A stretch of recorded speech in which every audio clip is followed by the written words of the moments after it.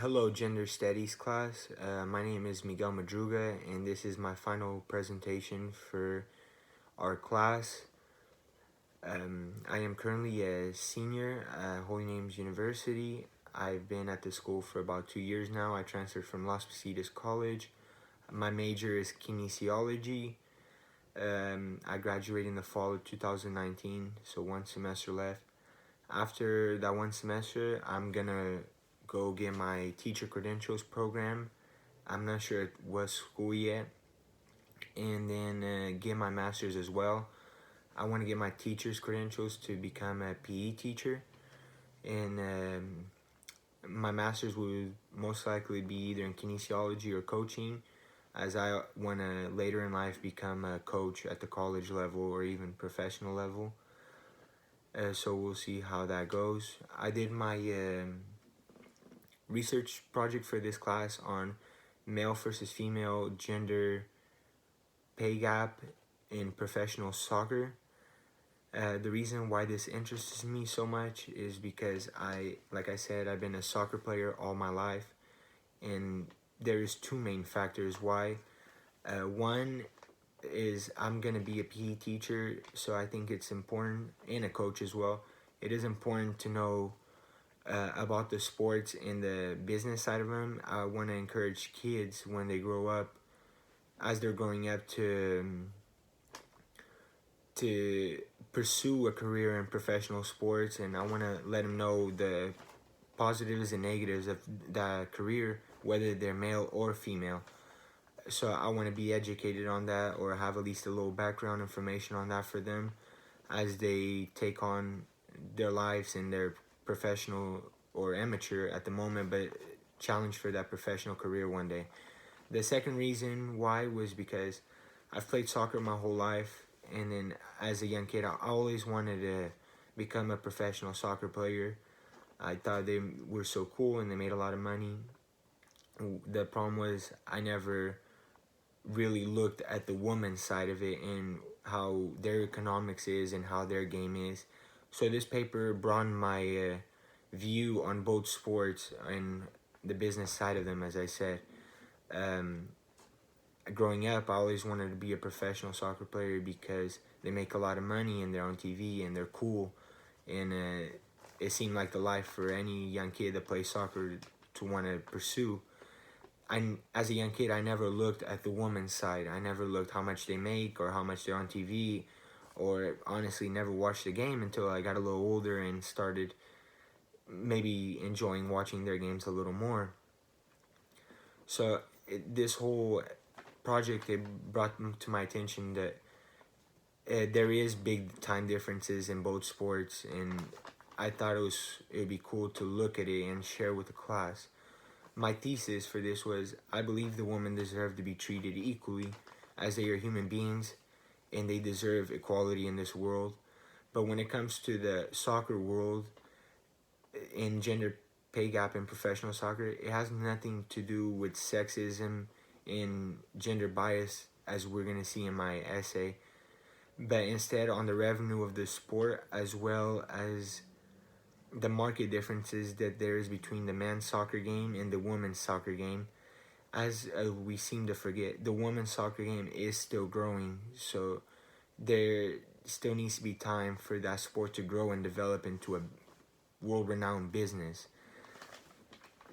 I For my question, I proposed the question, if is gender pay gap that we see in professional sports, especially in professional soccer, due to sexism and bias in our culture, or because of the lack of revenue and market that the women's game is still trying to latch on to compete with the men's soccer, professional soccer. They are the same sport, they do the same work. It is woman kicking a ball, it is man kicking a ball, but they're two different businesses. Just as the WNBA is a different business than the NBA.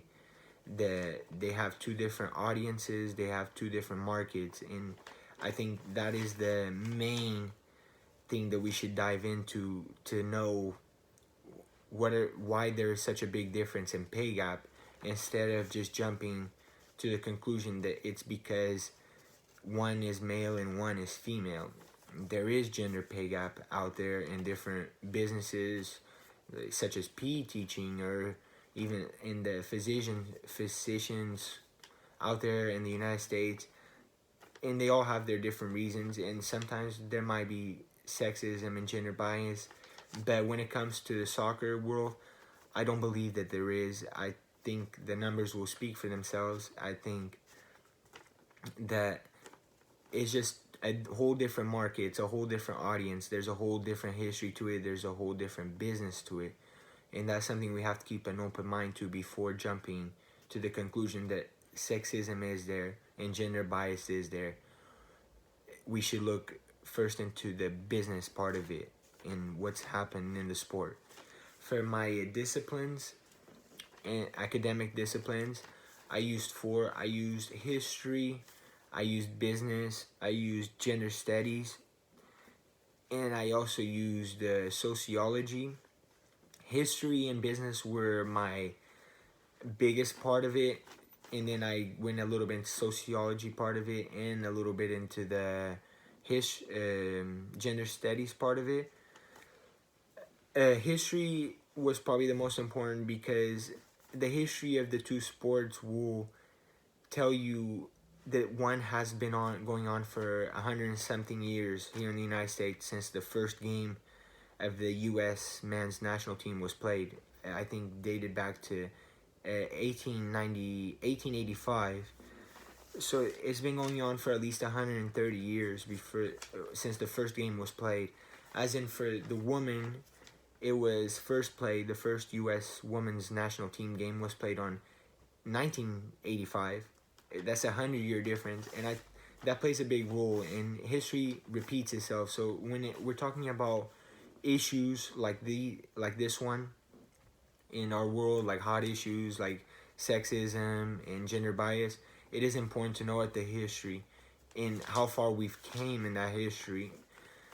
The other part that I talked about was business, revenue, the market, which is very important because as for us, the audience, we look into professional sports and we just see something that is for our pleasure. It's people playing a sport. We turn on the TV, we go to the stadium, and we seem to forget that professional sports, in this case, man and women's professional soccer, it's a big time business. It's not just for our pleasure, because if it wasn't providing income to the federations like the United States Soccer Federation or the FIFA, which is the world's biggest soccer organization, then we wouldn't have professional sports. We'd all just be amateurs. There's organizations that are getting a big time profit from us, the audience, and those players. I went also into gender studies and looked into the feminist movement and how that was there. I think that was important to look at because that is my opposite argument. Is I would technically be arguing against what is the feminist movement and what we see in today's day as they come toward us, professional soccer, male soccer players. And so gender studies was important because it set up the stage, as you could say, for the argument.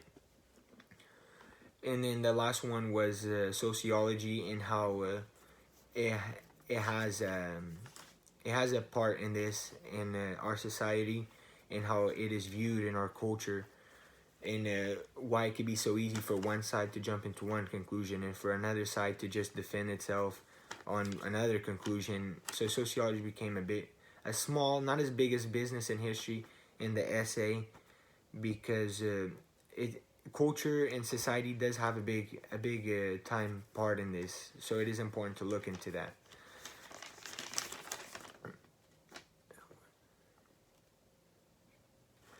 So now to look at the research part of it, the first part would be, as I said, the revenue part, the business side part. I got this whole topic and I just laid it off just on U.S. men's national team versus women's national team, because the women's national team for the last couple years has been going to court, filing lawsuits, filing disputes over their pay gap and the gender gap because of they feel like they should get paid more because they are winning more than the man's side. So their argument was, why is the man's getting paid more when they are losing way more than we are, and we are winning World Cups? So why aren't we getting paid more as them who suck, basically, and as they say. To look at the history first a little bit, as I said, men's soccer has been going. The first U.S. men's national team game was played here in the United States in 1885, so over 120 years ago. And the men have basically never produced to the level that we'd like them to. They have they played in the first World Cup ever. They got third place in that World Cup. That was back in 1930, and then since then they have not made any steps forward. It was always either not qualifying or group stage knockout, which for a country as big as ours, we'd like to see them be more progressive in their sport and win more, but that simply is not there for us right now. There was a bad time in U.S. men's soccer history, which was between 1950 to 1970 when the wars are going on. The men's soccer also faced some very harsh times when it came to pay or even just audience not giving a damn about them. Basically, they were not in the public's view, so they faced a very hard time. But once the 80s and 90s came along, soccer took off again for the men's side. Here in the United States, we hosted the 1992 World Cup, which was very huge for us, even though we did not do well in. We still went on to qualify for most World Cups since then. 98, 2002, 2006, 2010, in 2014. The men's unfortunately did not qualify for the 2018 one that just happened. So that again was another block on men's soccer history here in the United States. And that's where the women's comes in, which they are the cream of the crop for the soccer world, women's soccer world. They are the bad boys on campus, as you could say. They've won 4 World Cups already, and their history's only been going on for about 30 years. So a World Cup happens every 4 years. So you could say that since they started playing professional soccer players for women national team here in the United States, they've won most of the ones that they played in, other than 2, which that is amazing. And they've been great to the world soccer here in the United States, and they are due their respect, and they are due everything that they have earned. The problem is with that. They think because they've won so much, they need to get paid as much. And there's a problem, because here comes my business side of it, and that is they can't. Not at this time. I think they will eventually in the future as their game keeps just growing. But right now, the world soccer for men is just way too strong in the business that it's in there. There's just a lot of money being produced and recycled in and out to tournaments, whereas in the women's game, they're still lacking on that. For example, what I found in my research was the Women's World Cup, the last one in Canada, and that was in 2015, I believe, made a total revenue of $78 million for the whole tournament, which $2 million were given back to the winner, so the women's national team, which doesn't seem like a lot, and it is not a lot. But for the men's World Cup that just happened right now in Russia in 2018, the total revenue was $6 billion that they've made. The FIFA got back from them. So as you can see there, right there, I did the math. It comes out to 770 times more that the man made more money than the woman. So from raw numbers like that, you could see right away that one side is generating way more money than the other, so it's only fair the one side gets more money, because the woman itself, the money that they're getting back from the total that they made is a higher percentage than the man. The man only got 38 million for the winner, and even though that is a huge sum more than the woman, it's still only at a 9% of what the total money that they made that they get back to their team, whereas the woman, they're making 13%. So they are making more percentage wise, not sum wise, which you could say is what is more important, the sum, not the percentage. But to be fair, it's, you get what you make, right?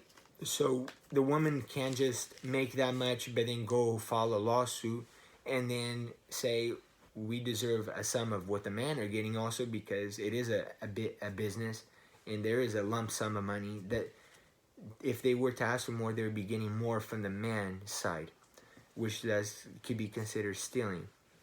The other part that I looked into, business part, was stadium attendance here in the United States. And as for both sides, it is on a heavily decline.